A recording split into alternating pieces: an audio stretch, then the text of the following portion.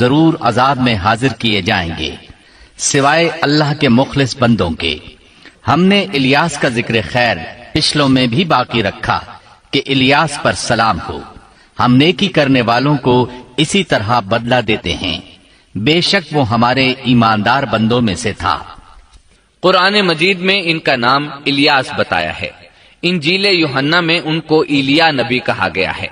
بعض آثار میں ہے کہ الیاس اور ادریس ایک ہی نبی کے دو نام ہیں، لیکن یہ بات درست نہیں، کیونکہ اول تو یہ آثار سند کے اعتبار سے قوی نہیں، دوسرا یہ کہ قرآن مجید نے سورۃ الصافات اور سورۃ الانعام میں الیاس علیہ السلام کے جو حالات اور اوصاف بیان کیے ہیں ان میں کسی ایک جگہ بھی یہ اشارہ نہیں ملتا کہ الیاس علیہ السلام کو ادریس بھی کہا جاتا ہے، اور نہ ہی سورۃ الانبیاء میں جہاں ادریس علیہ السلام کا تذکرہ ہے کوئی ایسا اشارہ ملتا ہے کہ ان کو الیاس بھی کہا جاتا ہے۔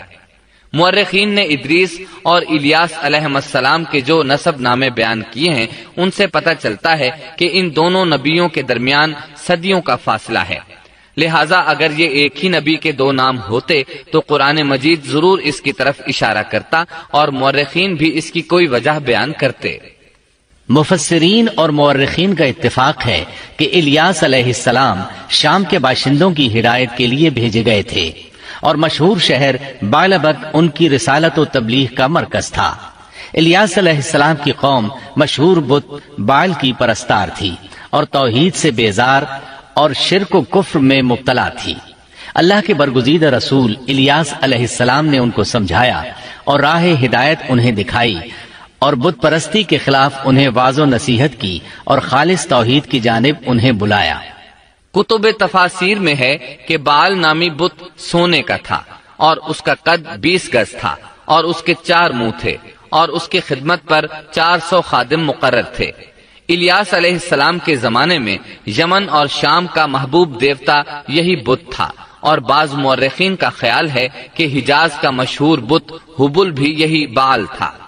سورۃ الانعام میں الیاس علیہ السلام کا جن آیات کے اندر ذکر آیا ہے وہ نوح اور ابراہیم علیہ السلام کی اولاد اور ان کی نسل کے انبیاء و رسل کی ایک مختصر فہرست ہے۔ اللہ تعالیٰ سورۃ الانعام آیت 84 تا 86 میں فرماتے ہیں، وَوَهَبْنَا لَهُ إِسْحَاقَ وَيَعْقُوبَ كُلًّا هَدَيْنَا وَنُوحًا هَدَيْنَا مِن قَبْلُ وَمِن ذُرِّيَّتِهِ دَاوُودَ وَسُلَيْمَانَ وَأَيُّوبَ وَيُوسُفَ